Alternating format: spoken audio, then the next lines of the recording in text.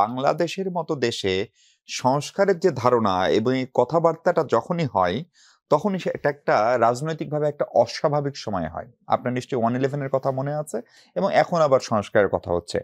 ফলে আমরা স্বাভাবিক সময়েও যে সংস্কার করা যায়, সেই ভাবনাটা আমাদের মাথায় আসে না কেন? নাকি এটা আসলে প্রায় অসম্ভব বাংলাদেশে?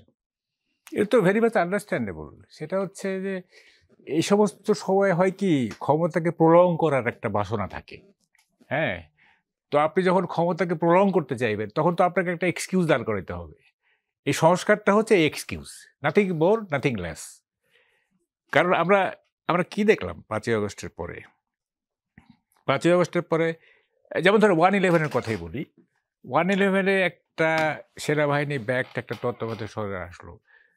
তো তত্ত্বাবধায়ক সরকারের তো মানে সবখানেই তো এটা যেমন পাকিস্তানে হোক বা যেখানে হোক, তত্ত্বাবধায়ক সরকার মানে এটা টাইম লিমিট হচ্ছে 3 months, 90 days. 90 days, but if not less.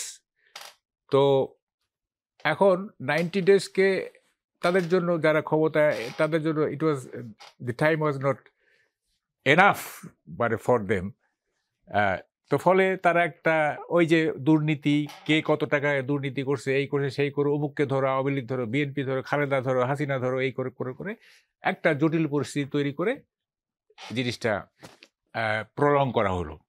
এইটা আরো বেশি প্রলং করতো যদি না আমি ওটা ওইভাবে বলবো না, মানে মইনু আহমেদকে যদি প্রেশারাইজ করা না হতো। কে প্রেশারাইজ করছে আমি এটা বলতে চাই না। হ্যাঁ, প্রেশারাইজ করার ফলে তার যে প্রেসিডেন্ট হওয়ার খায়েশ অথবা আরও ক্ষমতা এনজয় করে, এটা আর করতে পারলো না।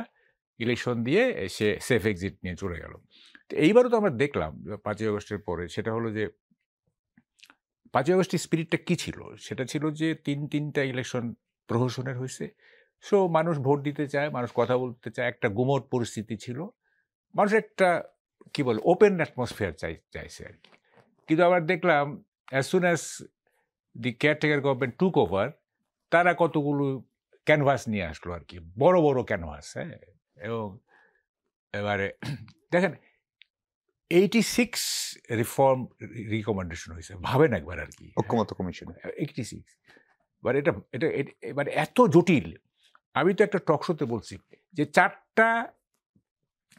চারটা সংস্কার ওয়াজ এনাফ ফর একটা হচ্ছে যে প্রধানমন্ত্রীর ক্ষমতা কমিয়ে দেওয়া, 2 নম্বর হচ্ছে 70 ক্লজকে রিভাইজ করা, 3 নম্বর হচ্ছে আপনার টেনিউর, যেটা 10 বছরের বেশি থাকতে পারবে না, আর 4 নম্বর হচ্ছে কনস্টিটিউশনাল যে বডিগুলি আছে সেগুলিকে এম্পাওয়ার করা এবং তাদেরকে ইন্ডিপেন্ডেন্ট, তারা যাতে প্রপারলি ফাংশন করতে পারে।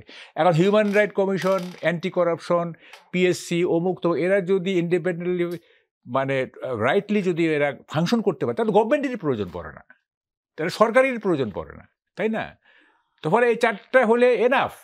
হ্যাঁ, কিন্তু দেখা গেল যে এই যে বিরাট ক্যানভাস, হ্যাঁ, জটিল করে ফেলা, এবং দেখেন এখন পর্যন্ত জিনিসগুলো সলভ হয়নি। হ্যাঁ, এটা একমাত্র উদ্দেশ্য হচ্ছে টু প্রলং পাওয়ার করা।